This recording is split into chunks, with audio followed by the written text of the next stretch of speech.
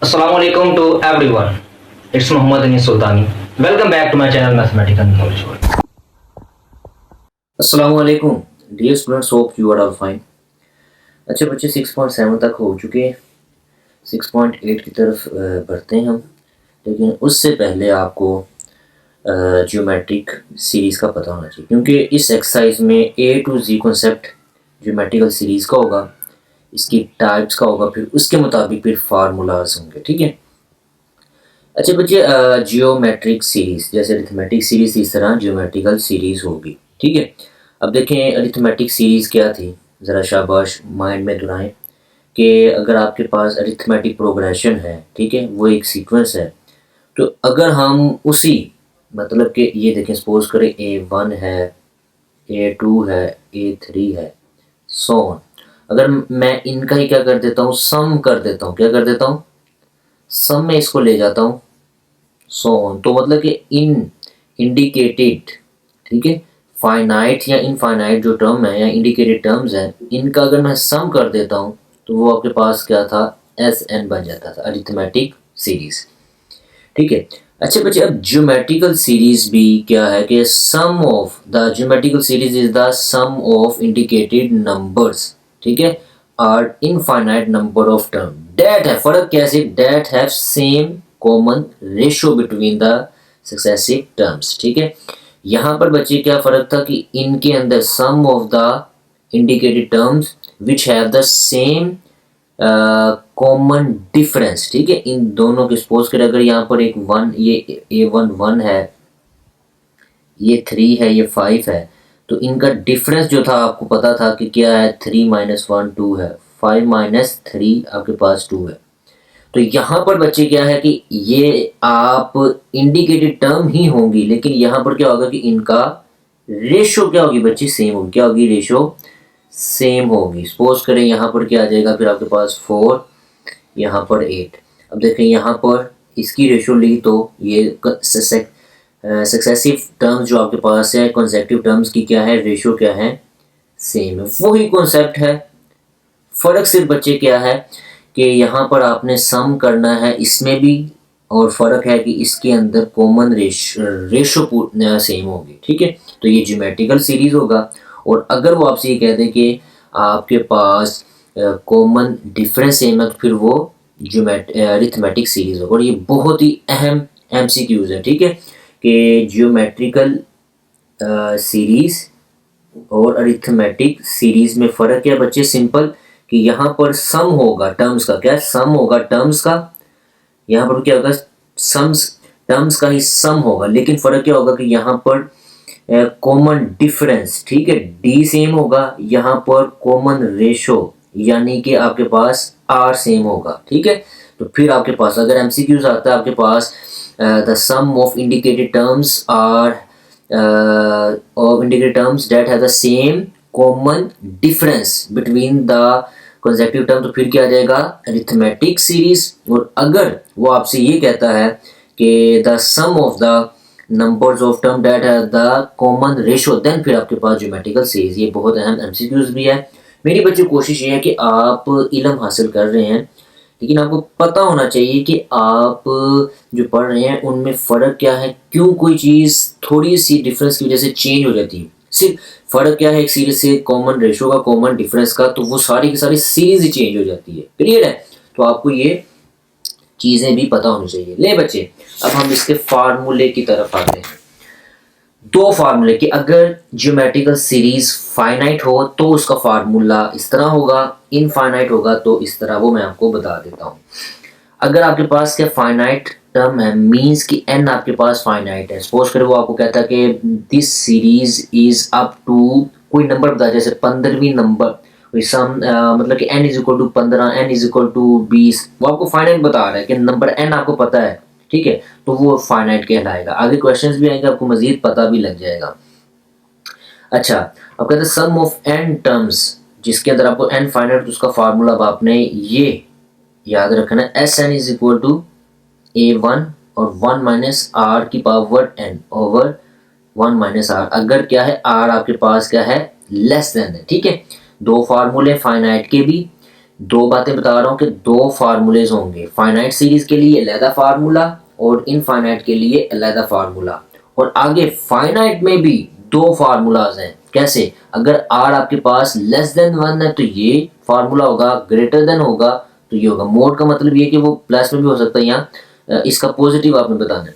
अच्छा, आर से मुराद है कि अगर सपोज करें कि ये -1 है तो ये माइनस ये क्या है 1 से छोटा है, तो फिर आप ये फार्मूला लगाएंगे। अगर सपोज करें आपके पास r इज इक्वल टू 1/, में आ जाता है, वो भी आपके पास क्या आ जाता है कि वो छोटा ही है 0 से और 1 से, तो भी आप क्या कहेंगे, ये फार्मूला लगाएंगे। अगर r 1 से बड़ा है, ठीक है, तो फिर क्या होगा आपके पास, सपोज करें ये चीज़ है कि मीन्स के 2 आ गया, तो फिर आप क्या करेंगे, ये फार्मूला लगाएंगे। और या इससे बढ़कर होगा तो फिर आपके पास ये फार्मूलाज होगा। क्लियर है? अच्छा, दूसरे नंबर पे अब आपको मैंने साथ साथ ये इसलिए साथ साथ बता रहा हूँ, ये एमसीक्यूज आपके बन रहे थे इसलिए मैं आपको ये तफसीलन थोड़ा सा बता रहा हूँ। क्लियर? क्लियर है? अच्छा, क्या होगा कि अगर एक से बढ़कर है, अब तीसरी कंडीशन क्या है कि अगर इक्वल हो जाए तो फिर क्या होगा, फिर ये भी नहीं लगेगा, ये भी नहीं लगेगा, फिर कोई भी नहीं लगेगा। ठीक है, आप जस्ट क्या उसकी वैल्यू पुट कर देंगे, n कर देंगे। आंसर क्या आएगा उसका, सिर्फ n, क्योंकि जारी बात ना वो बड़ा है ना छोटा है, तो वो उसके लिए जस्ट आप n। आगे क्वेश्चन आएंगे आपको बताऊंगा। अच्छा, for infinite geometrical series means कि आपके पास चलते जा रही है, देखिए ये जनरल टर्म्स हैं, ठीक है। और अगर आपको कहता है कुछ जनरल टर्म्स बताएं तो फिर आप ये टर्म्स बताएंगे, जनरल फार्मूला आएगा तो फिर ये भी एमसीक्यूज भी आ जाते हैं ना आपको। क्या कहते हैं कि general terms of geometrical series बताएं तो आप ये टर्म्स आ जाएंगी, और अगर कहते हैं फार्मूले की बात करें तो फिर फार्मूले में आएगा। अच्छा, अब देखिए यहाँ पर जब इनफाइनाइट होगा तो वो आर आपके पास ऑलवेज हमेशा ऐसा होगा कि वो छोटा ही होगा, और उसके लिए फार्मूला आपके पास जस्ट ये होगा, s n is equal to a1/1 - r। ये 3 फार्मूलाज आपने याद रखने विद कंडीशंस के साथ, ये मैंने आपको तफसील से बता दिया। ले बच्चे, चलें फिर अब आप क्वेश्चन नंबर 1 की तरफ आते हैं। कोई मजीद आपको क्वेश्चन होगा तो पूछ लीजिएगा। तो बाकी ये है कि find sum of first 15 terms of the geometrical sequence this one. ठीक है, अब साथ साथ मैं आपको कॉन्सेप्ट भी क्लियर कराता जाऊंगा, और आपने माइंड में रखना कि हमने हर एक बात को करना क्यों है। इल्म हासिल कर रहे हैं तो आपको पता भी हो कि आगे जाके हर सवाल के अंदर कुछ ना कुछ चेंजेस होंगी, लेकिन एंड पे जाके हम ना फार्मूला ऐसे के लगाएंगे, तो हम पहले नहीं लगाए बाद में क्यों लगाते हैं, ये सब आपको पता होना चाहिए। अच्छा, ये है 1/3 1/9। क्लियर है? अच्छा बच्चे, सबसे पहले जब भी आपने कोई सीक्वेंस देखनी है उसको आइडेंटिफाई करना है कि ये कौन सी सीक्वेंस है। यहाँ तो उसने बता दें ज्योमेट्रिकल सीक्वेंस है, लेकिन आपको पता होना चाहिए कि इसकी कंडीशंस क्या, ज्योमेट्रिकल सीक्वेंस सीरीज होने के लिए क्या रिक्वायरमेंट कि इनका कॉमन डिफरेंस सेम हो। अच्छा, अब देखिए इनका कॉमन डिफरेंस निकाला तो 1/3, यहाँ से निकाला कॉमन डिफरेंस 1/3, इसका मतलब ठीक होगी ज्योमेट्रिकल सीरीज है।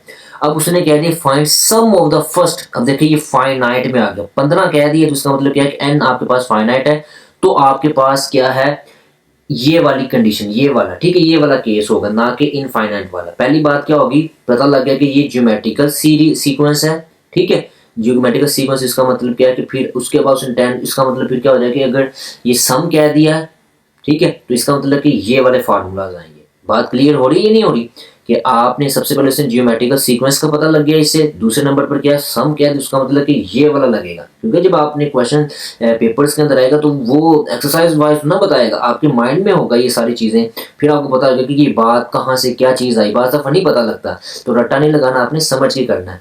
तो ज्योमेट्रिकल सीक्वेंस हो गया। अब सम की बात करके तो इसका मतलब क्या है कि यहाँ पर ये लगेंगे फार्मूले। अब भाई फाइनाइट इनफाइनाइट वाला लगेगा या फाइनाइट वाला लगेगा, तो भाई उसने जब 15 कह दिया कि सम ऑफ फर्स्ट 15 टर्म्स, तो इसका मतलब क्या है कि इनमें से लगेगा। अब अगली बात क्या होगी बच्चे कि भाई इनमें से, इन दोनों में से कौन सा लगेगा, लेस देन वाला या ग्रेटर देन वाला। तो बच्चे अब आप ये r बताएगा। अब जब हमने a1 यहाँ से निकाला तो ये 1 है, पता है आपको, r आपने निकाला तो 1/3 आपके पास आ गया। 1/3 अगर देखा जाए तो ये क्या होता है बच्चे, 0. क्या आते हैं, इसको कहते हैं 3, ठीक है। तो देखिए 0 पॉइंट मतलब कि r आपके पास लेस देन 1 है। क्या बच्चे, r लेस देन 1 है, तो इसका मतलब क्या होगा कि आपने ये वाला फार्मूला लगाना। अगर यहाँ पर होता r is equal to suppose करें 2, तो फिर आपने ये लगाना, r इज इक्वल टू 15, तो आपने ये लगाना था फार्मूला। अब ये आपके पास r क्या है, लेस देन 1 है, तो इस वजह से मैंने इसे क्या किया है, क्या कर दिया बच्चे, अब फार्मूला मेरे पास ये वाला लगेगा, r लेस देन वाला, ठीक है, क्योंकि यहाँ पर लेस देन आपके पास है। ठीक होगी बात।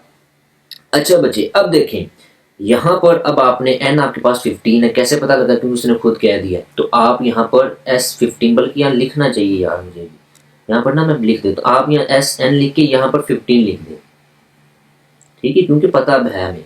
अच्छा a की वैल्यू आपने डाल दी 1, a1 की, ठीक है, 1 माइनस RN, ठीक है, R की वैल्यू पुट की और ये n आपके पास 15 है, ओवर 1 माइनस 1/3। बहुत आसान है, बाकी आगे कुछ नहीं है। अच्छा बेटर यही कि मेरा मशवरा आपको यही है कि बाज़ क्या कहते हैं मेथड्स, वो भी ठीक है कि आप इसका 1 की पावर 15 लें, 3 की पावर 15 लें, तो वो काफ़ी लंबा भी जाएगा और उसके बाद एलसीएम लेना पड़ेगा।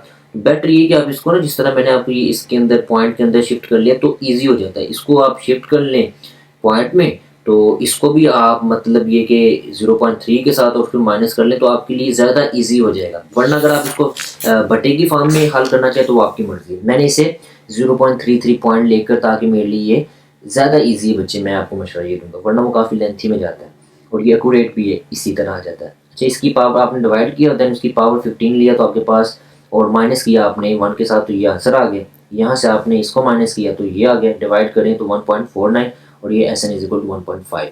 ठीक है, अगर आप दूसरा मतलब कि बटे के अंदर लेकर आना चाह रहे हैं वैसे भी कर सकते हैं, उसका भी आंसर सेम ही होगा। ठीक है, जब आप उसको डिवाइड करके दोनों का आंसर मैच करेंगे ना एंड पे, तो वो यही आएगा। ठीक है, तो आप इस तरह भी कर सकते हैं। क्लियर है बच्चे?